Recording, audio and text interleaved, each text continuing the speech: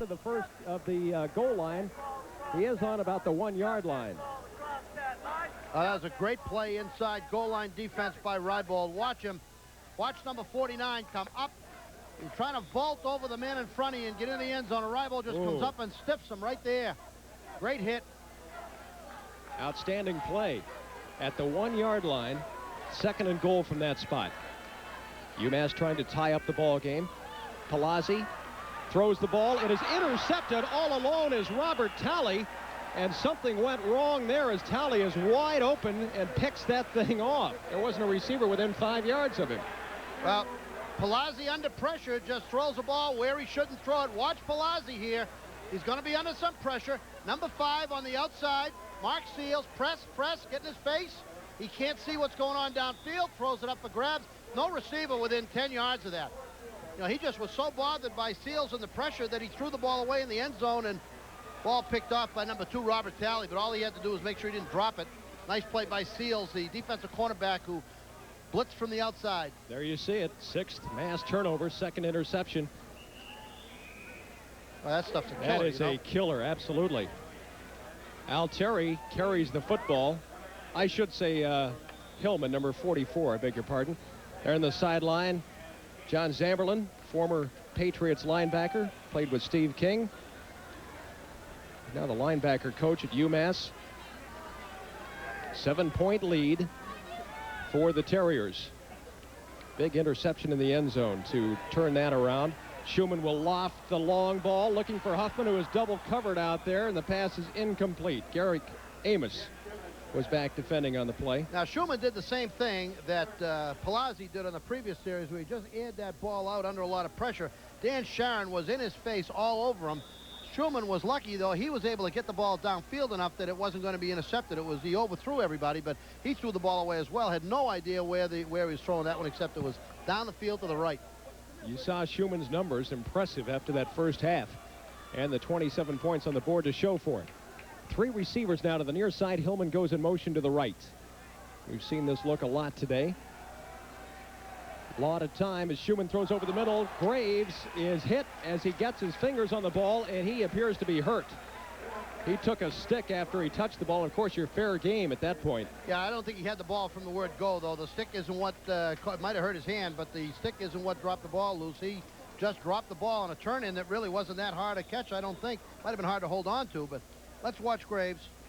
Right there, has it right there. Just doesn't catch it. Now he gets hit. McEwen. And Jerome Bledsoe is also there, and Jerome now goes back to the 41-yard line.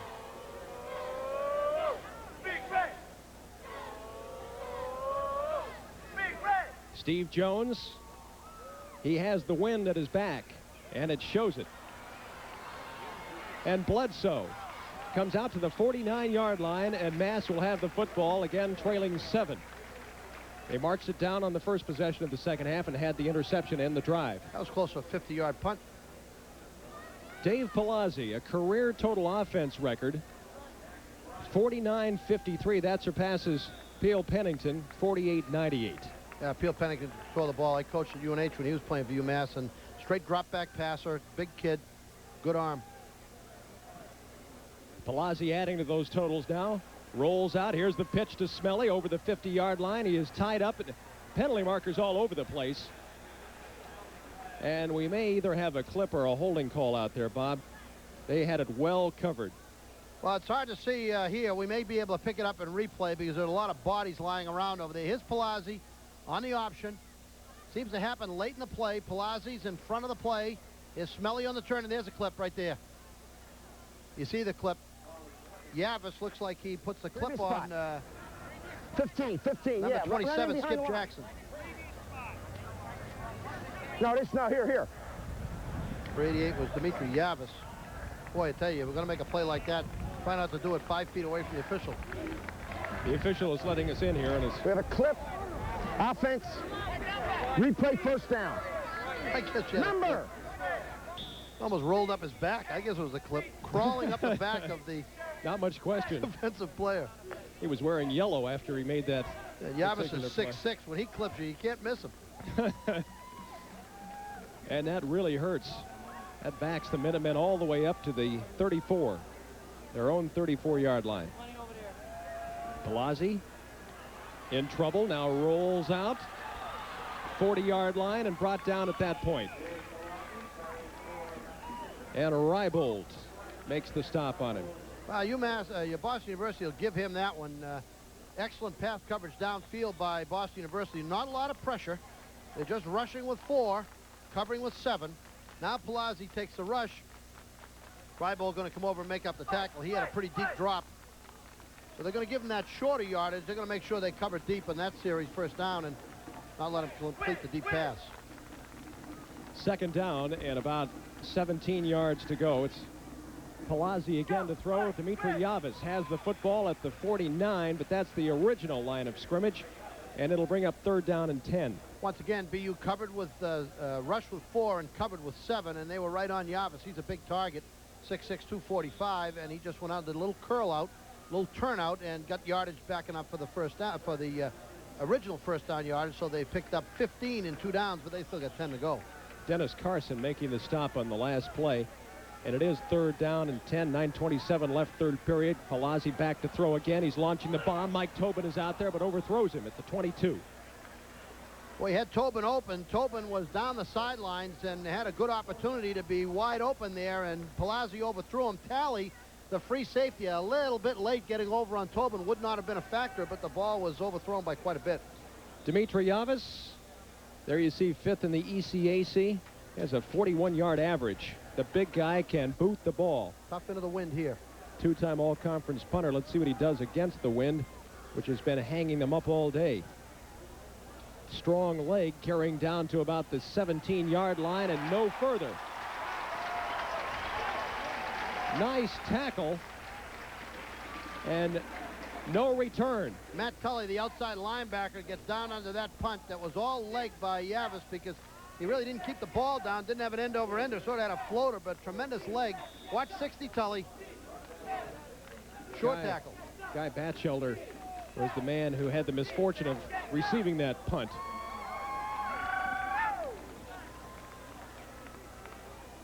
Terriers take over, 7-point lead. Al Terry goes in motion.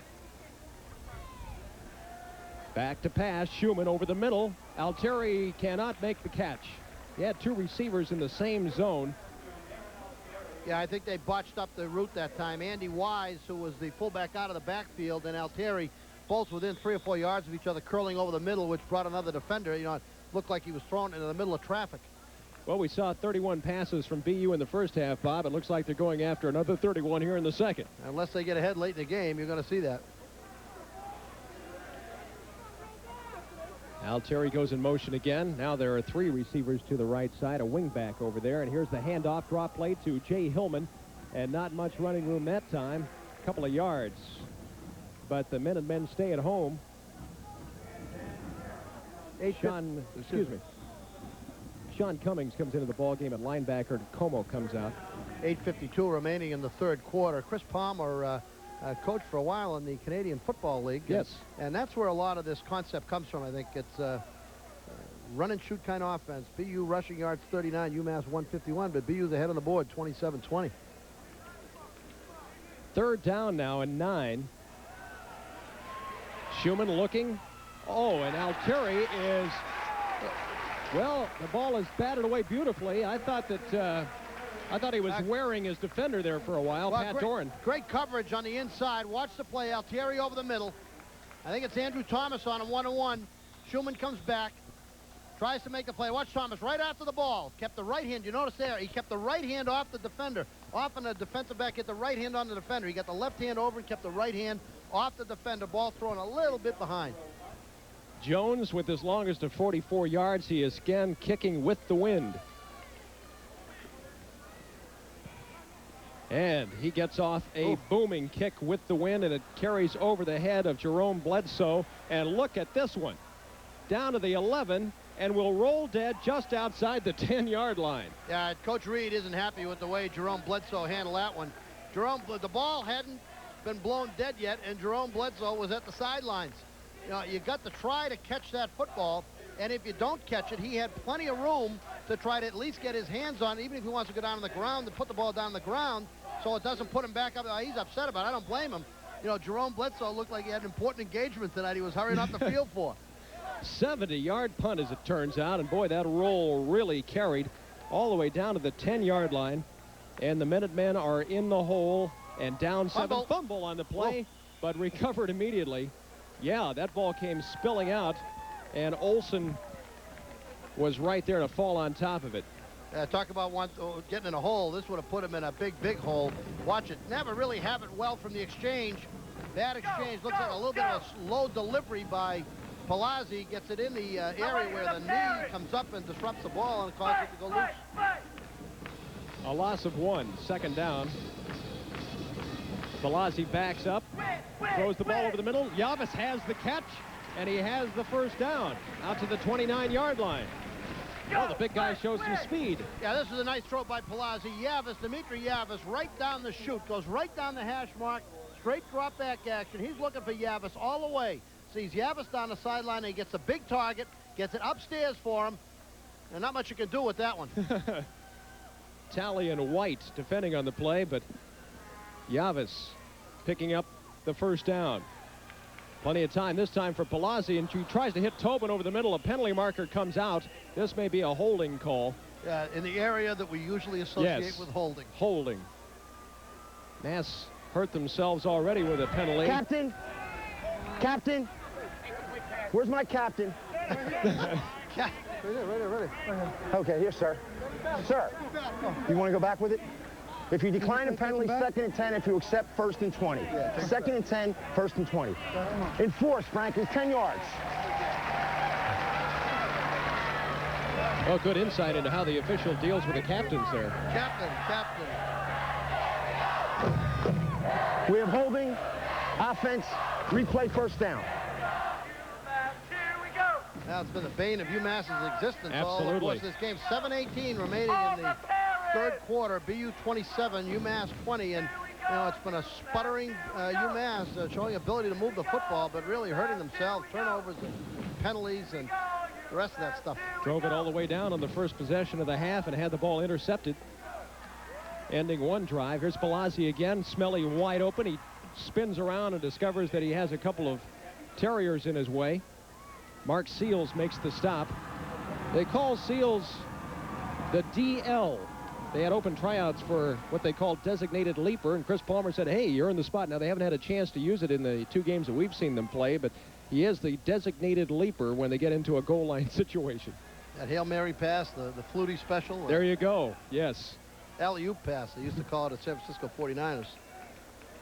Tobin now in motion here on 2nd down and 15 yards to go. Palazzi fires the ball incomplete, and the pass was intended for Rubinetti, I believe. Well, he had him open. He just threw the football behind him. Now, that ball was right there, and the receiver was right there open on a little curl-in pattern. I'm sorry, that's Newsom. Yeah, Newsom right there in the curl-in, and the ball was thrown behind him. Lamar Newsom, the speedster, freshman. Palazzi off target here in the second half, no question about it. Now there's a slot to the left side. Chip Mitchell is split to the near. Palazzi launches the bomb looking for Mitchell. Seals is back there, and he can't quite get there. Yeah, he never had that ball on the right side of Chip Mitchell. Mitchell was looking for the ball to the inside, and the ball was thrown back out to the outside toward the sideline. So Mitchell, who was going down looking over his left shoulder, had to turn around and try to come back to the ball to the sideline, and Seals had him covered to that way. You know, I'm surprised that they haven't been able to establish their running game better, you know, with the kind of running backs UMass has, Smelly and Mitchell. It's a little surprising, both of them capable of rushing over 100 yards a game, that they haven't been able to do a little better with that. Good point. Yavis with the punt, and a fair catch is called for and taken by Batchelder. That at the 48-yard line. Now, Coach Palmer, unlike Coach Reed the last time, is extremely happy with that catch because Batchelder didn't take a chance on a potential bounce. He is confident that he's going to be able to catch the ball. He knows the defensive team can't hit him until he has an opportunity to catch it, so he came up with confidence and caught that football, calling a fair catch and gaining some yardage. Batchelder now comes wide to the near side. He's one of the 3 amigos, which I'll explain in just a moment.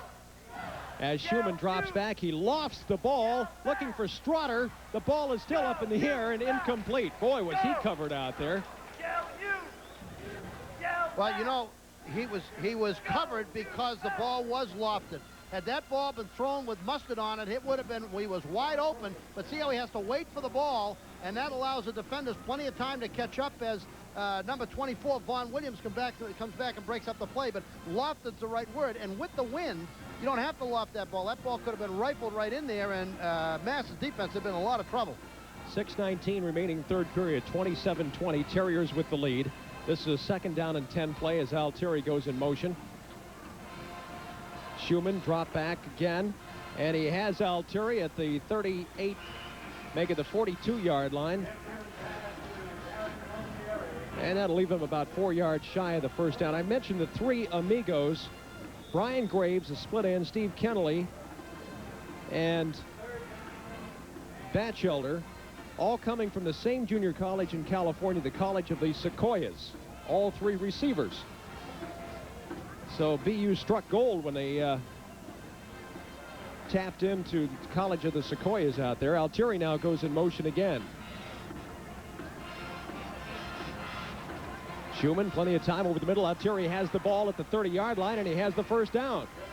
Boy, that was a great throw. You know, Schumann starting off this second half, 5:34 remaining, and BU with a 7-point lead, was not quite as sharp, but boy, he just throws a beautiful ball in there to Altieri on the break-in. And if you notice on that, he was really on his back foot, backing up a bit. He didn't have much to throw it with except the arm, but got that ball beautifully in there.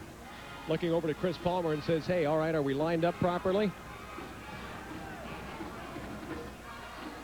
First down at the 30. Terriers with a 7-point lead, looking for more. Lofting for Altieri. He drops the football. Would have been a sensational catch, and he had it in his hands for a time. Well, it looked like he actually should have had the football. Vaughn Williams on the coverage. Ball thrown up in the air by Schumann. He has a nice loft on this one as the man's going deep, and he puts it up in the air. Now, Vaughn Williams beaten all the way, bothers him a little bit, and, you know, that's a catchable ball. That ball was right on the money, coming right down the well. Williams might have disturbed him a bit, but that should have been 6. Schumann right on target here this afternoon. Now he wants to throw again. Over the middle, pass is tipped up in the air and picked off by Williams. Vaughn returns out over the 25 and still on his feet and bumped out of bounds at the 30-yard line. And there you go, Bob. That drop pass cost you 6. Yeah, you see how important that play was, because Vaughn Williams, who was beaten badly by Altieri, Hillman's down on the ground. Looks like he's banged up a little bit. On this particular play, Williams takes advantage of the old tip drill. Ball thrown in there, a little bit behind, a hand on it, and then Vaughn Williams picks it up. Looks like one of the defensive linebackers, Matt Tully, gets his hand on the ball right there. Tully the deflection, aim for Altieri, and Williams with the deflection interception. Third interception of the season for Williams, who shows his good speed here. And that ends another BU threat. Both teams self-destructing here in the third quarter. 27-20, Terriers on top. UMass goes at it again. Palazzi to Yavis. He makes the catch for the first down at the 42-yard line. Looks right now they may be featuring Yavis. They've gone to him early in the last 2 series. A little turnout right there. Send a wide receiver down deep to clear out that flat area. Took Yavis down about 8 yards and broke him into the flat, and Palazzi had the ball right in the money. Dimitri came into the ball game with just 2 catches for 21 yards. Palazzi rolls down the line. Option, pitch to Smelly. He has to catch it like a loaf of bread. And out of bounds at the 46-yard line. That was a low toss right at belt level. That was a lucky play. Yeah, but Smelly looked like he was looking for where to run before he caught the ball. We've seen Palazzi make a poor pitch that ended up in a touchdown. He obviously wasn't trying to do that again, but Smelly misplayed that slightly. 4:28 remaining third period. Fake handoff. Option, Smelly again, short side of the field. He reverses. He jumped over his blocker, Chip Mitchell, and got an extra couple of yards. Yeah, what happens here is that Pat Fossett, the outside defensive contained man, defensive outside linebacker, and the inside man, Pat Smith, the linebacker, get confused. So Fossett thinks that he has to go over the pitch man. See, you got 2 men right there on the pitch man. on the quarterback and no one on the pitch man. The outside guy, Fossett, didn't think that the quarterback was covered, so he went in to grab him. That left his man open, and they made the pitch. 2 guys on one, left 1 guy free. Mark Seals finally made the tackle. And there's the draw play. Smelly, 35-yard line, just shy of the 35. UMass ramming it at him a bit right now. There you see Smelly, 75 yards. He has more than the entire Boston University rushing game. Yeah, and I think they got to give the ball to him more.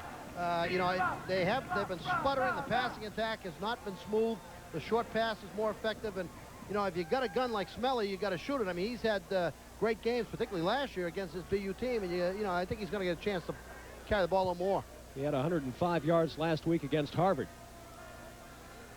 And there's the pass to McCray. He has the football, 30-yard line down to the 28.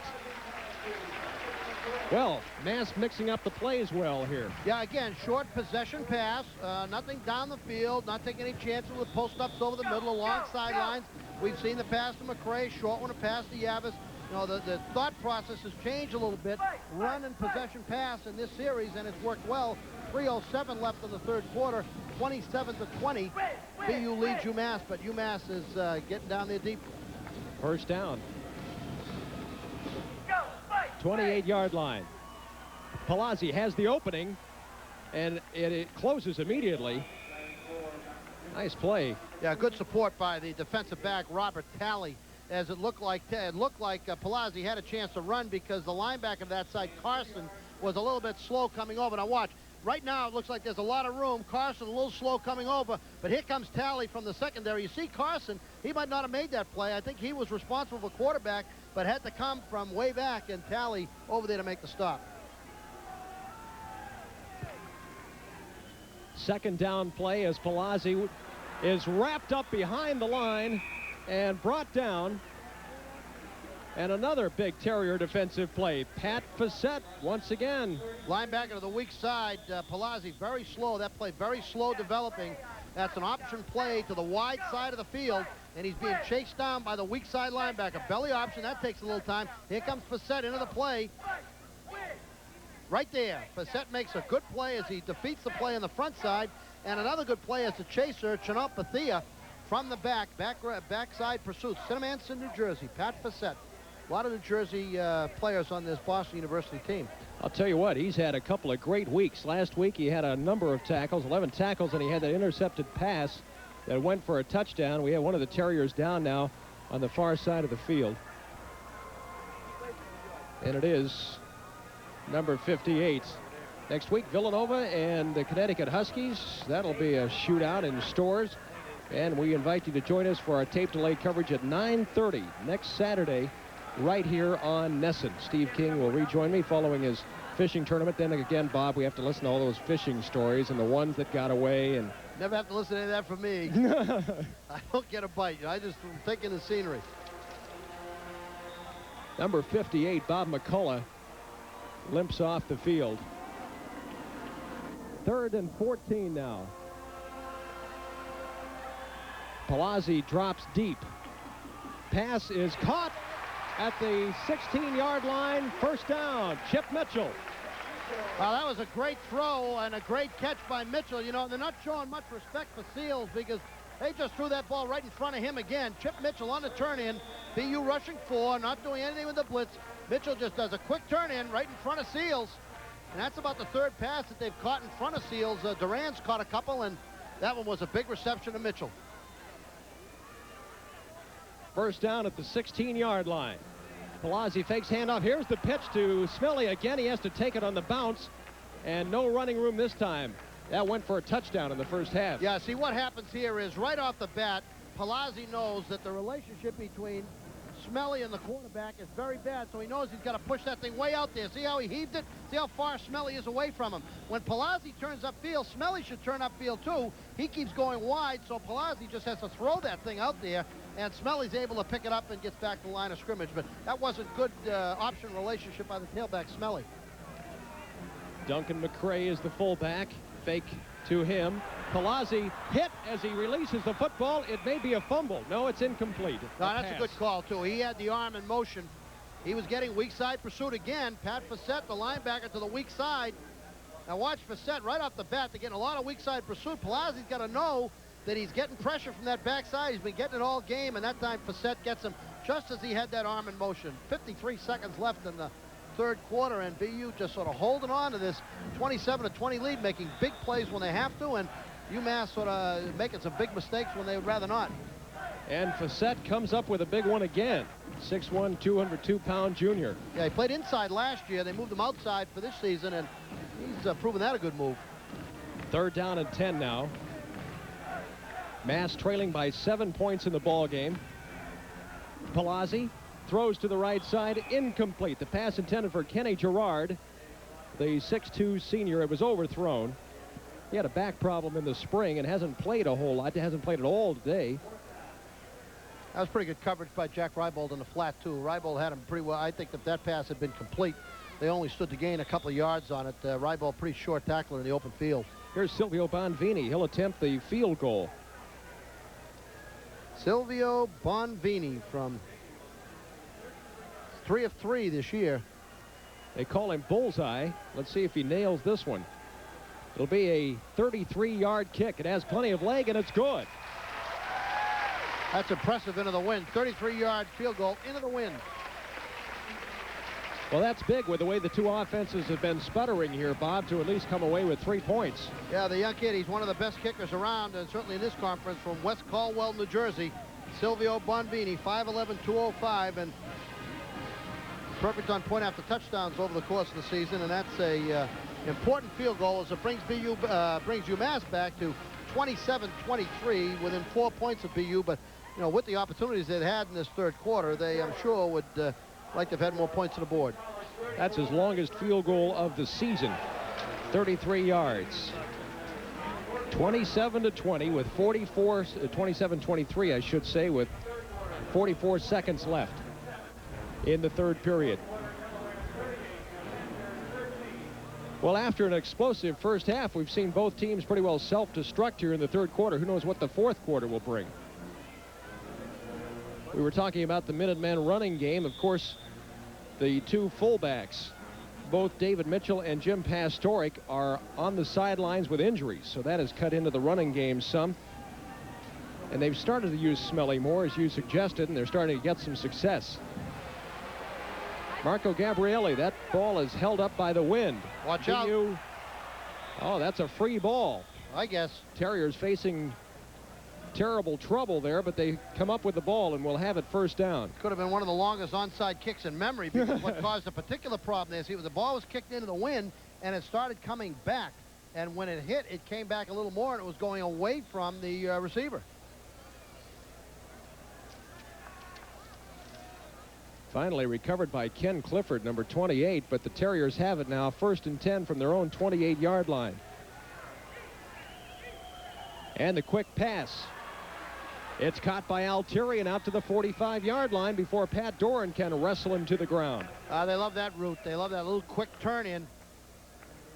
Beautifully thrown, good reception. Altieri's had a good game today. He's been a key man, key receiver for the passes of Schumann. He caught a school record 13 straight, or 13 passes against James Madison to break Billy Brooks' record of 12. And now Altieri once again goes in motion. Schumann drops. He is being chased. Como hits him and nails him. Ball loose. And it will be recovered by the Minutemen at the 48-yard line. And Schumann is hobbling as he leaves the field. Looks like he hurt his arm. Yes, it does. Let's see if he's in motion when he throws this. Gonna get a good look at it. Uh-oh.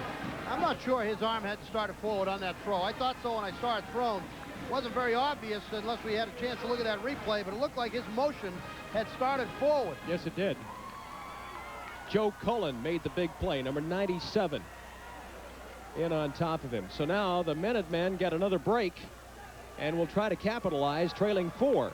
Palazzi throws the ball for Yavis. He makes the catch, has the first down yardage at the 36-yard line.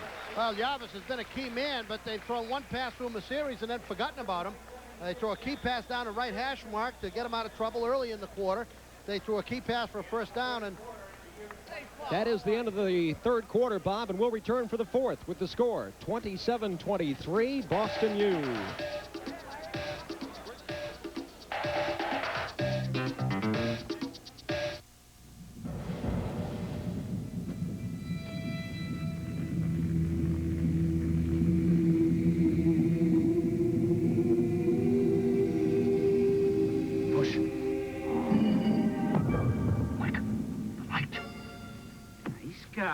But I've been waiting for a Bud Light. If you want the one light that outshines them all, ask for Bud Light. Come on, let me show you the kitchen. You've seen the bedroom. Bud Light, because everything else is just a light. Welcome back to the fourth quarter from Alumni Stadium, and Kevin Smelly gets the first play on first down and rambles for about 4 yards. 27-23 is the situation. BU on top. 14:45 remaining in the ball game. Just 3 points scored in the third period. After the two, a total 47 in the first half.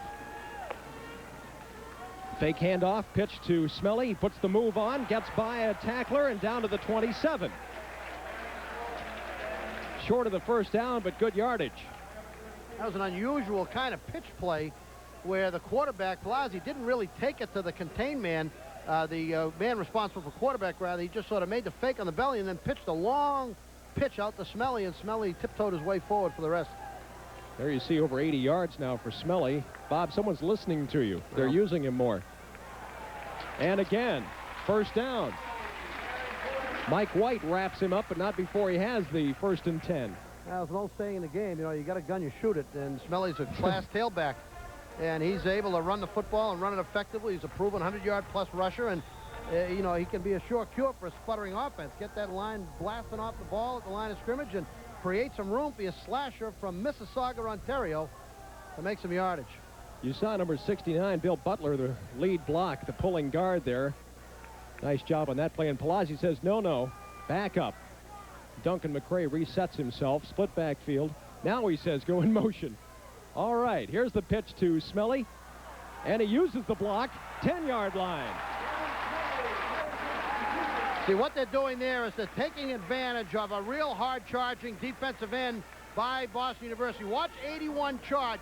No attempt, just a quick pitch. Here you see 81 coming into the play. The defensive end is gone. Now you just got to make the blocks on everybody else. You got Smelly in, and there's one man less. Smelly in the backfield.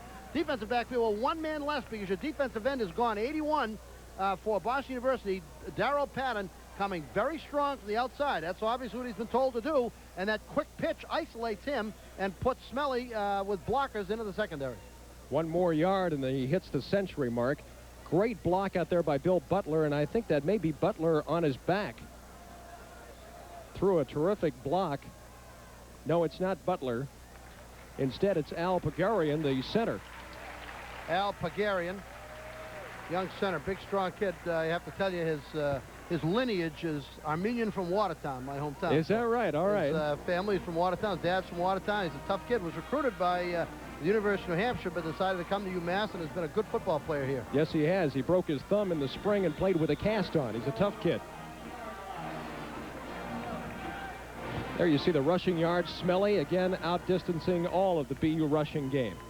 Palazzi on first down. Smelly down to the 7-yard line.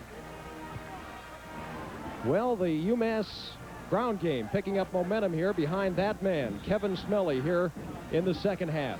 UMass wants to get this in the end zone. They don't want to satisfy themselves with a field goal here. Field goal still leaves them short, and BU with the ball. They want to get this ball in. Just under 13 to play. There you see some of the excitement here at McGurk Stadium. Huge Parents' Day crowd. Palazzi rolls right. Along the line, close to the goal line, in, touchdown.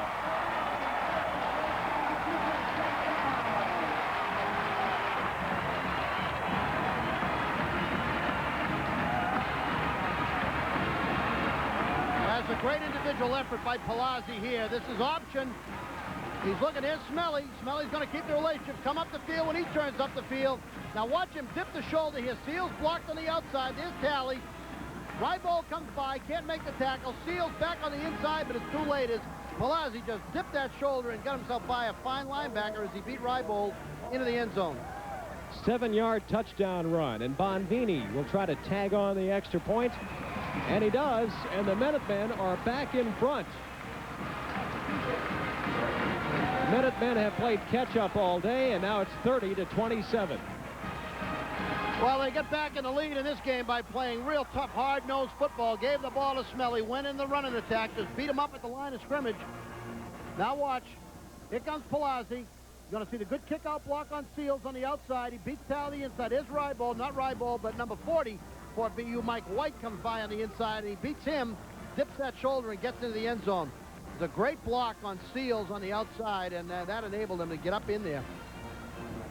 After just 3 points in the third period, now a touchdown has put the Minutemen back in front, 30-27. The Terriers led 27-20 at halftime. We've seen all sorts of fireworks in this ball game, most of them in the first half.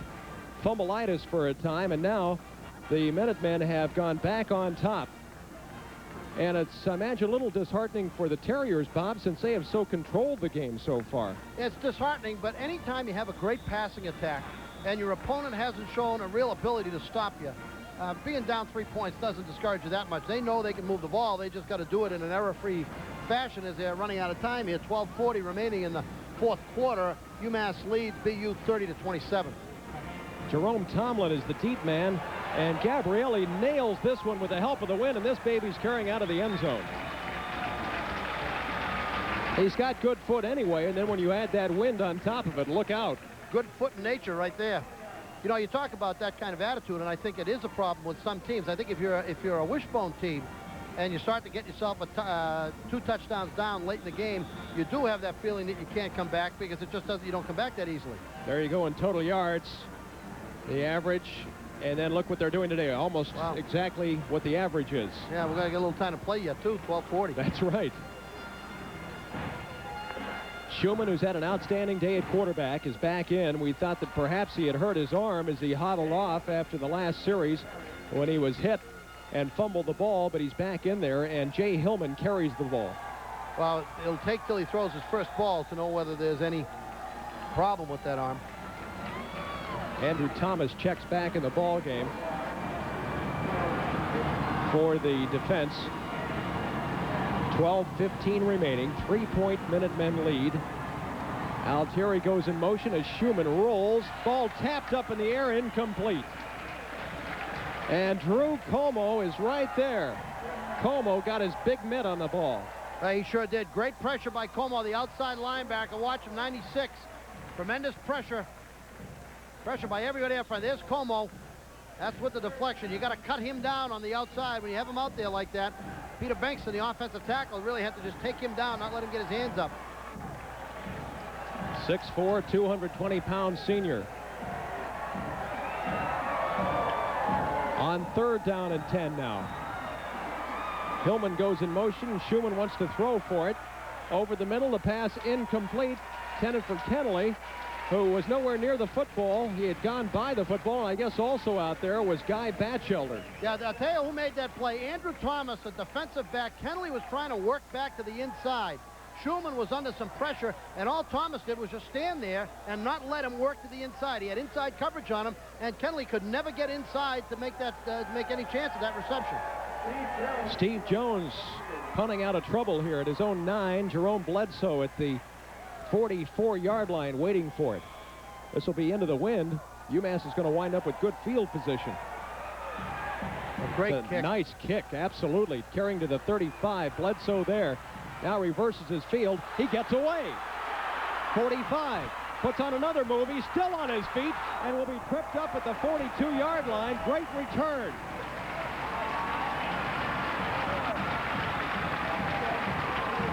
Well, he got a lot of yardage just on sheer athletic ability that time. Well, it's the first move he makes. He beats the outside support man on the first move he makes. Watch.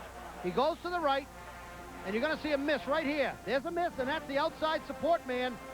And now he's off. When that outside guy misses, there's nobody else. All the other pursuit's got to come from the inside.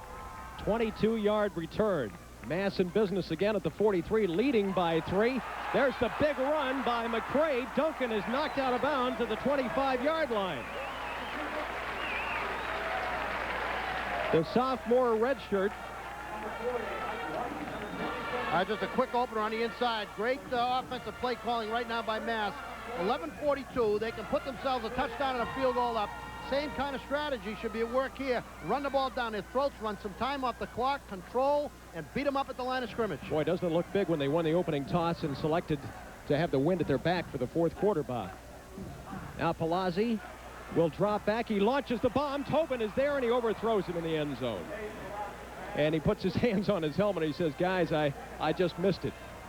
That ball kind of took off on him a little bit, too, I think. Well, sometimes it can be as difficult to throw the ball with the wind as it is with the wind in your face. This time Palazzi has decent time to throw. He sees him wide open, and he just gets the ball up a little bit, gets caught in a gust of wind, and high throw and a little bit long. 2nd down and 10, just over 11 and a half remaining in the ball game. Handoff, Smelly. He is brought down at the 20-yard line. He wasn't too far away from breaking that one. He went back he's cutting to the inside. Looked like he had his offensive guard, Paul Mabry, out ahead of him, and Mabry sort of slowed him up. Looked like he might have tripped him up a little bit and had a good chance on the inside, 3rd and 6. Look at his career against BU. Oh, yeah. He loves to see the Terriers on the other side of the ball. He had 4 touchdowns last year, including the game winner. 2nd down and 6 now. Here's the pitch to Smelly again. He has the 20. He has the 16. Say he stepped out of bounds at the 17. That'll bring up a 3rd. They're just killing them on that play where they take advantage of the hard rush on the perimeter on the defensive end by BU. BU coming hard with that man, and all Palazzi's not even getting anywhere near the defensive end on that option. He's just faking the ball and pitching it right out there. I beg your pardon. That brings up a 4th down situation. 4th and 2. So the Terriers have got to stop them here. Trailing 3, 11:03 on the clock. The fans all think it's great now. Palazzi rolls out, gets a block from Smelly. He throws it, and it is caught by Chip Mitchell at the 7-yard line. Well, he had to name him again, Chip Mitchell. Yeah, he had to deliver the ball because there was no way he was going to be able to run it. They had great coverage, did BU on Palazzi. Watch him as Palazzi goes to the outside. All those fans that were wanting him to go for it on 4th down were a little unhappy right now, but he throws it up there, gets it to Mitchell once again in front of Seals, and Seals makes the tackle, but what he needed to do was stop that reception. Absolutely. Now it's 1st and goal, 8-yard line. Minutemen grinding things out here with just about 10 and a half left in the ball game and up 3 points. Here's the quick pitch to Stephen Olson, down to the 5, to the goal line, and scores.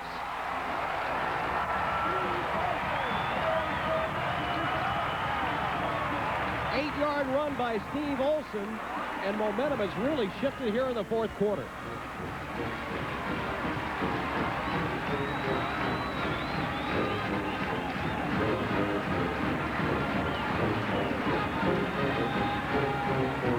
Stephen Olson takes it 8 yards and a chance to put the Minutemen up by 10 points. Bonvini will try to make it a 10-point advantage here as Palazzi will set the ball on the tee. And the boots. And it is a 10-point lead with 10:29 remaining in the ball game. I think what you have here, Ken, is a situation where UMass is just physically dominating BU right now. Now here's the play. You're going to see the pitch. And now watch this running. Great block up front. Now watch the turn up the field by Steve Olson, and he just won't be denied into that end zone. But a great block as that play was developing on the inside. Watch right here. Olson's going to turn it up inside, but he gets a great block by the lead man, Hillman. And he just fights his way into the end zone. Great effort. Isn't he a compact player? It looks like he is just a powerhouse there as he thrashes his way into the end zone. And again, Bob, he overcame asthma and he overcame a broken ankle in '87. That's saying an awful lot about the kid. That's for sure. UMass Minutemen averaging 35.7 points a game and 426 total yards per game. We're not going to get 35.7 points in this game, but we have 37. 37, right. So they're right on the average in more than one way. So they don't keep it like an FM dial on the scoreboard. 37 straight up. Look at this kick, again with the wind. And there's nothing to do with that one except down it back there for Tomlin. Man alive. I think that this series is crucially important for both teams. 10:29 left. BU's got to get it out of here. They can't let UMass have it again. BU also knows that 10 points not insurmountable. They showed that they can move the ball in less than a minute, almost the length of the field in the first half. So from UMass's standpoint, they need to stop them right now. One more touchdown, put this game out of reach. Chris Palmer on the sidelines knows the importance of this series. Jim Schumann, who has had a great day at quarterback today, back again. Pass is incomplete. He had to try to fire around Como. He threw a sidearm around Como. That's a roadblock, friends. That's right. You know, a lot of times when I coach, you find players, when they get up 10 points, they get hit with a certain kind of euphoria. You know, and they think the 10.5 left to go, the game's over. And this is a time where the defensive coaches really got to bear down on these guys. Say, look, we only got a 10-point lead. There's plenty of time left. Let's bear down and stop them here and end this thing. Batchelder splits wide to the near side. Huffman in the slot. Now Hillman goes in motion to the far side. The other receiver is Strotter as Schumann throws. And Strotter was pushed. Could not get to the ball. Yeah, I don't think Schumann's arm is 100% either. You know, that ball was the first one he threw around Como, but let's watch this release. Looks like he throws this one a little sidearm too, and he doesn't have anybody in front of him. Let's look again.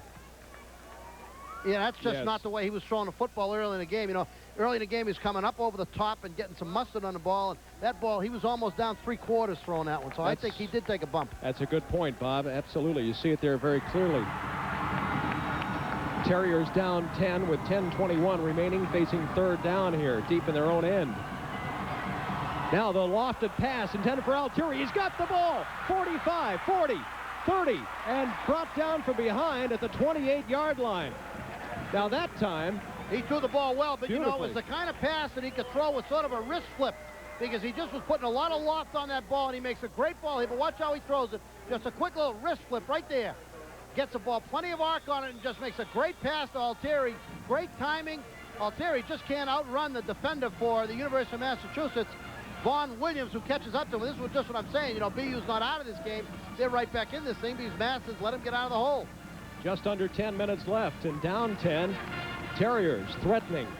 28-yard line. First down. Schumann, quick drop. Looking. Pass is incomplete, and there's another throw that's just off, and I think you're right. And we saw it on the long pass, as you suggested, Bob, that he had no follow-through at all on the arm. And you can make that when you look at the loft on it. That one, I think, though, he saw he had nothing. He looked like he buried that ball on the ground, but he's not throwing the hard pass.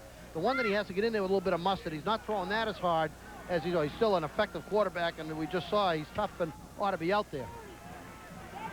There you see John Tim, the center, ready to snap the ball on the right side of that line to Guglielmo and Bankston.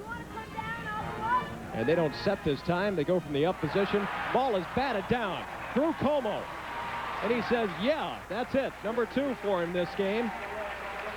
I beg your pardon, it's Dan Sharon. Well, he's 6'5" nonetheless, and whether it's Como or Sharon, the same story is the case. Dan Sharon, 6'5", 260, playing the defensive end. Watch him get up there. Hands in the air, trying to roll. He has a big mitt. Pretty good pass protection. He just got himself way up in the air looking for the block. Terriers facing third down again.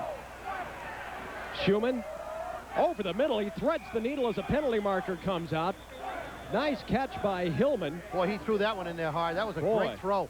That really was.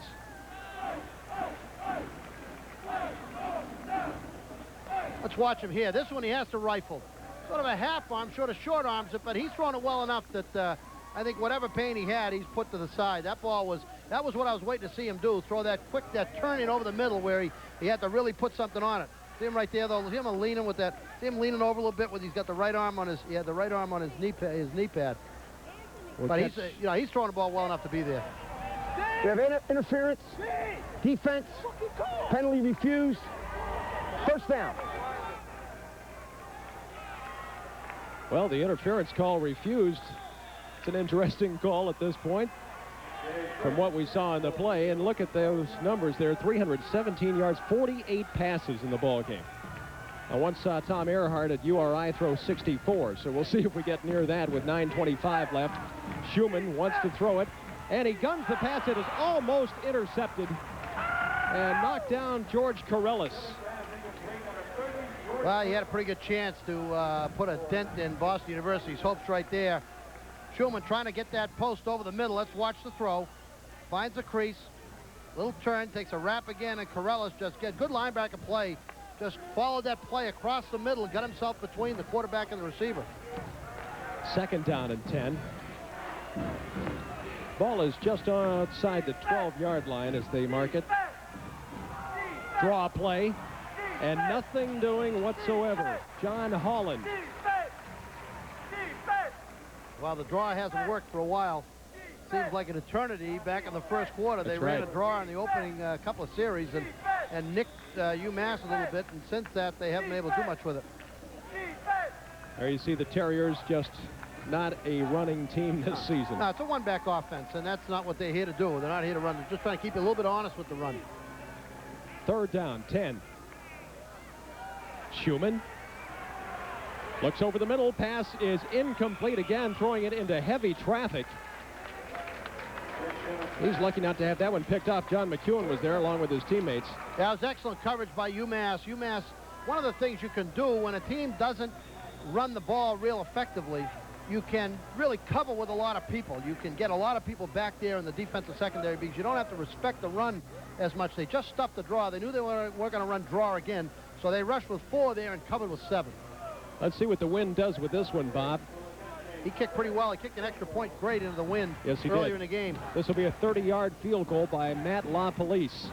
Ball on the tee. LaPolice gets good foot into it, but it's no good off to the right side. It was long enough. It was, yes. So the Minutemen hold, and that's the score. A 10-minute advantage with a 10-point advantage, I should say, with 8.5 minutes remaining in the ball game, just over 8.5.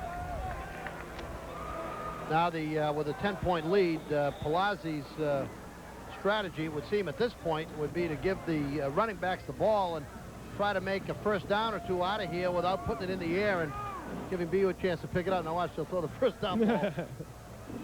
And there is the handoff to Smelly at the line of scrimmage, and he has some tough yards up the middle. 5-yard gain. Well, 5 yards of play, that's what you need. Here's Palazzi, yes, 71 yards on the ground and 250 through the air. He's had 19 throws. So that's a great afternoon for Matt Palazzi. See, they can run, if they keep the ball on the ground and can establish ground game here, they can run 5+ minutes off the clock. Here's the rollout. Palazzi will keep and go down. Darrell Patton is right on top of him. That was a smart play by Palazzi because he didn't want to take a chance with the pitch in that situation. There was just a little too much traffic there, so he took the ball under his arm instead of pitching the ball to Smelly and took a no gainer or a small loss. Clock is the enemy of the Terriers. 7:44 remaining in the contest, down 10. BU has to hold here, 3rd down and 6. Palazzi will throw for it. And the screen pass, Smelly. He has the first down out to the 32, and he went down, Bob, and put his arm down to keep his knee from touching. That was a good, solid possession pass by UMass to Smelly, and watch the block by number 59, Al Pagarian. Smelly uses his block beautifully, keeps his balance. Now watch, here's the block.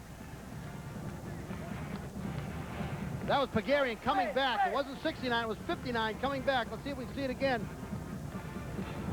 There's 59. Let's watch 59. See if I had the right guy. Pagarian. Now the cutback. Yes. Little lead block, just enough. There's another block on the comeback. And it's Pagarian who is down, Bob, and it looks like they're checking out maybe a cramp.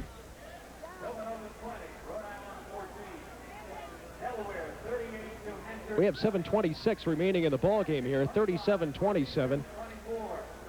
The strange part about this, Bob, is it's hard to evaluate this game. It's been so wide open and so bizarre. I don't know what, you can look at the films and say, hey, this play meant something or that play. But it's been a wild one. UMass and Brown will be playing soccer. on Wednesday, October 5th, and Nesson's coverage begins at 8 o'clock. We invite you to join us for New England College Soccer. Getting back to football here. The offense up and down, both sides of the ball. Both teams have shown some flashes, and yet both have shown some real weak spots, too. Yeah, I think whenever you play against a team that is dominated by the pass, it leaves the game tends to be funny, a funny Good kind point. of game, and it's hard to really evaluate your defense because you're chasing a passer and receivers around the field all day. There you see UMass. You saw their yardage figure on the screen, and now they just are content to continue to grind it out. 6:55 left, excuse me. No, what happens is when you defense a passing team that's fundamentally the pass, same as a wishbone team, you tend to do things that are different than what you do every week defensively. So that when you evaluate the game afterwards, you're not even using the same defense. Sometimes the corrections you're going to make for that particular game don't even apply to the next week. So it's a little funny. Wishbone teams are the same way. You're doing things defensively you tend not to do the rest of the year. Palazzi rolls, pitch to Smelly, tries to cut back. Nice defense by the Terriers. They had that one smelled out. I guess we would say. That's a little pun. I knew I was going to have to use that sometime during the game. Well, Smelly does a good job, keeps a relationship here, and I thought he had the right idea when he went to cut that thing back, but then he decided to try to go back the other way and ended up with nothing. Except time off the clock. It's going to hit under the 6-minute mark here shortly.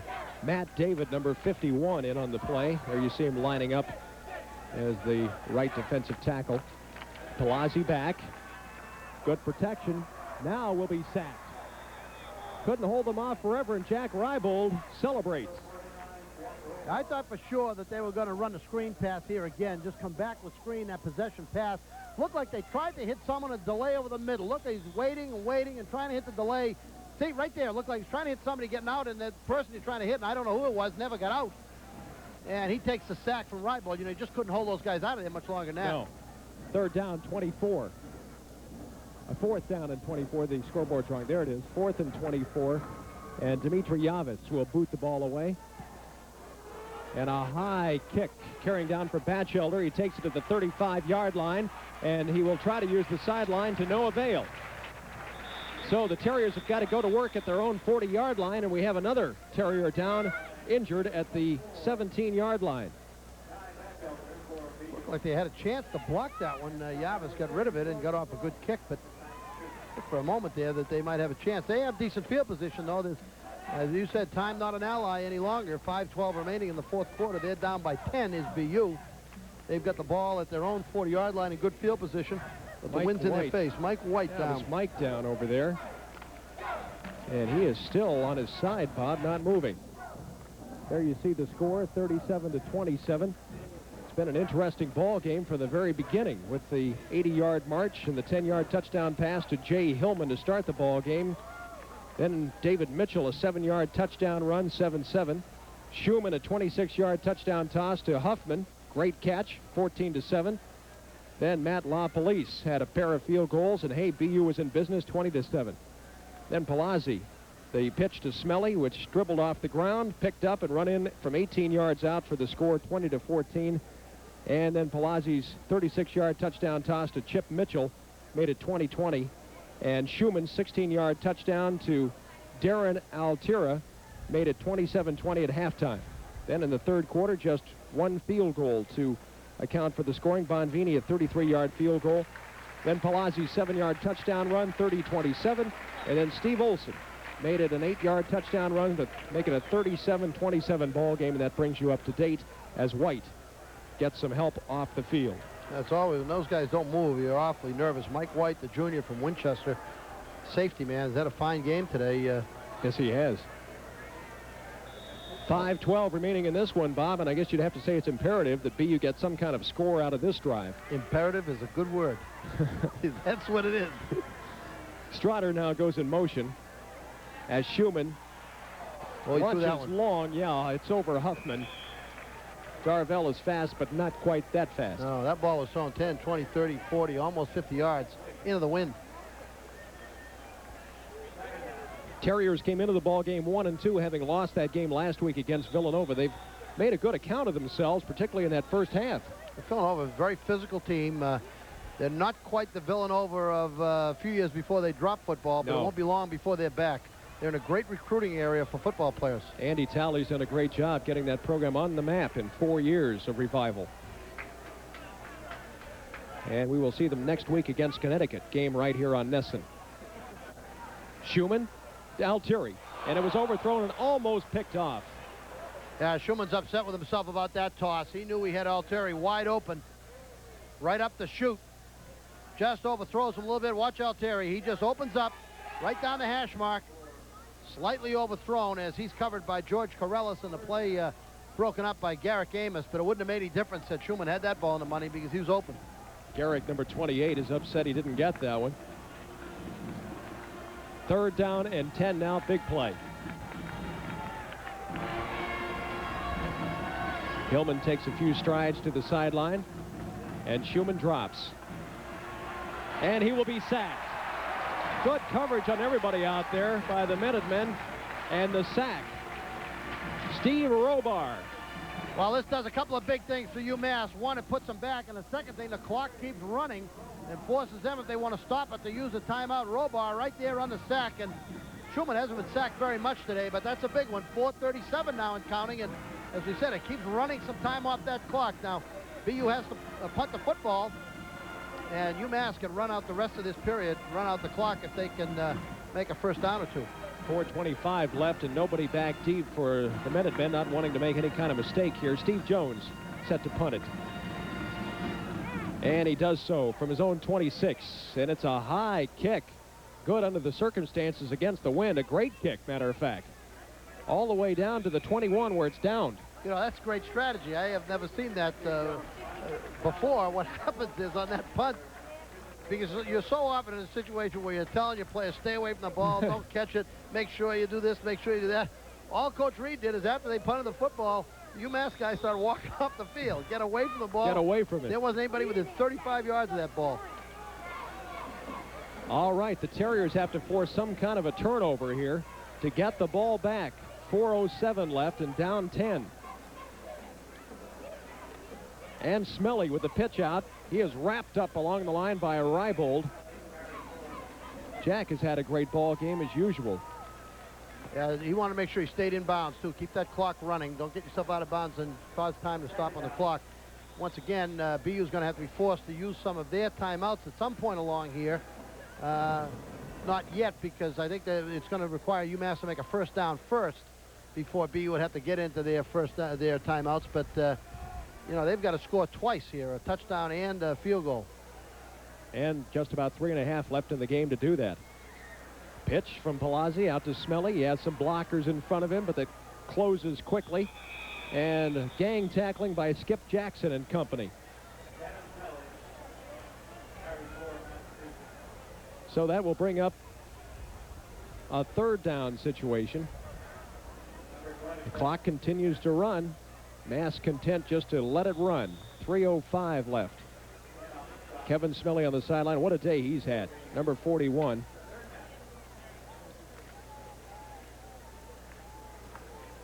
And Steve Olson checks in as the tailback now. Duncan McCray is the fullback. We're under 3 minutes. Matter of fact, 2:45. Palazzi throws the ball out of bounds. And wow. just, I guess everybody was covered, so he unloaded it, but that was kind of a strange play. Well, I saw him throw that ball out of bounds, and when I was looking down there, you look down and all of a sudden you see Skip Jackson, the defensive cornerback from BU, standing right there where the ball went. And fortunately for Mass, it was well out of bounds, but I'm not sure that you throw the football there in that situation. There's only, you know, you stop the clock again.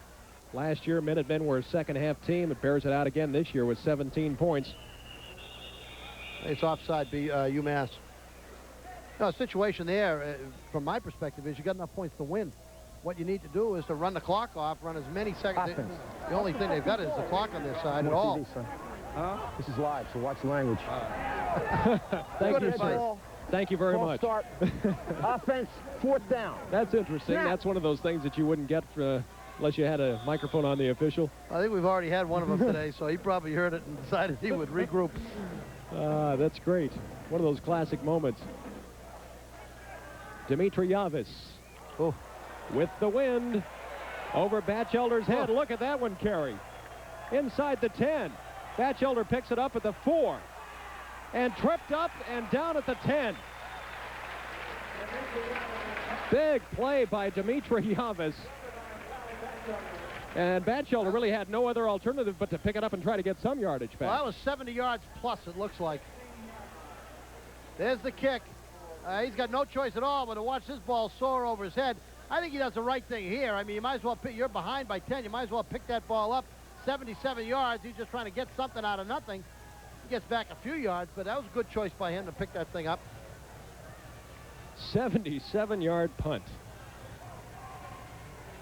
Less than 2.5 left. Terriers down 10, need 2 quick scores. And they won't get it this time. Fumble. And the Minutemen have the football. It is Dan Sharon. Now, Steve Brothers has been a factor most of this football game, and he's a factor here as he puts some pressure on. Sharon's going to make the tackle, but Brothers gets in early, bothers. Here's Schumann. Here's Brothers. Brothers sort of flushes him out of the pocket, causes the fumble. Sharon pounces on it. Nice play by Brothers. He's done that a couple of times where he's pressed the quarterback, and BU is looking at 6 from UMass right here as they have the ball just outside the 5, and the situation is beyond desperate. Yes, it is. Absolutely. 2:21 left. Exact thing that the Terriers could not afford. And now Palazzi rolls, cuts back inside. He's down to the 2-yard line.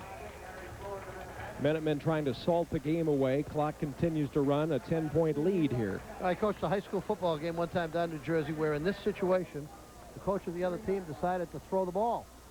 And he threw a ball into the flat. And defensive back on our team ran the ball back 100 yards for a touchdown, brought us within 3. We onside kick, got it back, and won the ball. No. Yeah, but that's exactly what you know, when you get a little greedy, those things happen. And in this situation, I don't think UMass is going to do that. Well, I'll say it. It served him right. That's right. It served the coach right. That's right.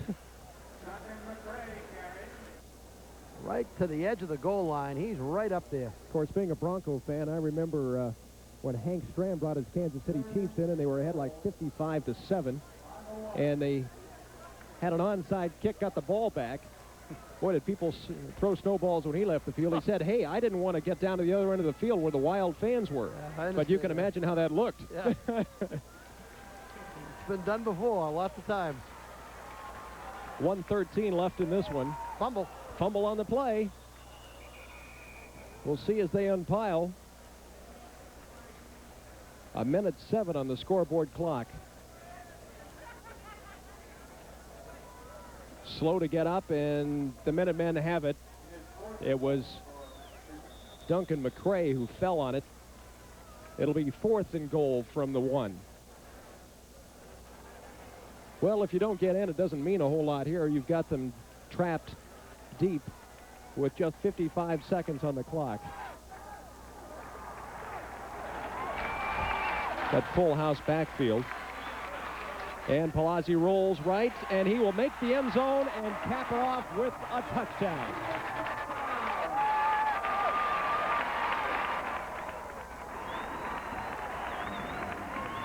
I guess a fitting way for Palazzi to end a big day, Bob, with a 1-yard run for the score. He's had sort of a funny day, in and out, but once he got the tempo of the team going his way, very strong. He runs the ball well, he passes the ball, and that time he just tucked the ball into his own arm, called his number, and too many miles for BU in a short time to get there as UMass goes ahead 43-27, and they're kicking for another one. Bonvini will line it up. 43 seconds left in the game as Bonvini tags on the extra point, and now it's a 44-27 game. I really didn't think it would end up with such a big difference in scoring after that first half when it was neck and neck and 27-20 BU. Well, it didn't look that way, but you just had a feeling that UMass, if they were able to stabilize their offense and keep themselves on the field and get some drives going where they didn't self-destruct, that they would do okay. But in the first half, if you recall, there were a number of times that UMass had chances that they were not able to take advantage of them. BU's had some too, but UMass, a little stronger team physically, has needed some time to dominate the game, but finally in this third and fourth quarter, have put it away. And they went to doing some more solid and consistent things, I think. They called Smelly's number more often, and didn't have, looked like for a while there, they were in a bit of a grab bag offense situation where didn't have much scheme to what they were doing. Then they got some scheme to it and put some things together. Palazzi has run it in twice for touchdowns, and he pitched to Smelly for another 64 yards on 23 carries. In passing, 20 for 38, 260 yards for Dave Palazzi. So as you said, a little inconsistent along the way, but found the rhythm at the right time. He's a gamer. He's a good competitor, and he plays real hard. 43 seconds left in this one, a 44-27 lead, and UMass about to boost its record to 3-1, having beaten Maine and Harvard and lost to Ball State. Tough luck BU continues to spin its wheels. Last week losing in overtime, and here losing the momentum in the second half. Clock is stopped now with 37 seconds left in the ball game. BU team under Chris Palmer has certainly showed some offense, and they haven't quit in any of these games. They came back at Villanova last week, and they just got a little physically outmanned here today, but they can throw the ball, and they're interesting as can be to watch. This is a fun offense to watch, absolutely. And Schumann has done a nice job. And here's the pass from Walter Norton, who's into the ball game, the freshman quarterback. And with the screen, 508 yards total offense for Boston University. 508. 28 seconds left in the contest. Norton drops back in the pocket, and they're high on this guy. And he has his target at the 22-yard line, and the clock stops. Grant Despathy makes the stop, but not before the catch is made. He's a 6'2", 202-pound freshman from Brookline High School, Brookline, Mass. 18 seconds left in the ball game, and Norton wants to throw again, and right there, and his receiver drops the ball. Pass intended for Batchelder. Again, one of the tough throws for a young quarterback to make. Roll left and throwing to a receiver coming back left to right. Keep the ball on the money, a little bit behind, but on the money, catchable ball. We will be watching Villanova play UConn next Saturday right here on Nesson. Bob Norton has been pitch hitting today for Steve King, and Bob, it's been fun. We've had a good time catching up on some of your old football stories and knowledge. It's fun to talk about the game. I'm sure that you are coaching and you've called play-by-play for so many years for New Hampshire. Norton back again. This pass is caught at the 11-yard line by Batchelder. So he drops the last one, makes the catch on this one with 2 seconds. One. The clock runs out. That's it.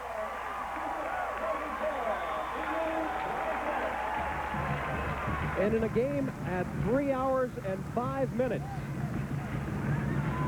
the curtain comes down with the Minutemen 44 and Boston University 27. Back to wrap it up in just a moment.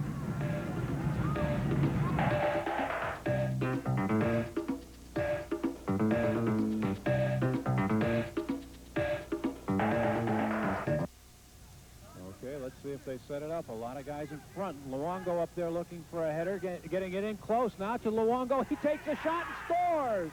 Luongo just turned. This is Nesson, your network for New England College soccer. Kept his head out, bounced outside, made a foot race, and got to the end zone. Here's a look of it. Irvins is going to try and get there, but he immediately sees that, and he just says, I'm going to make it a foot race to the goal line. See if you can catch me. There, the ball goes down. A good block by a Trojan lineman.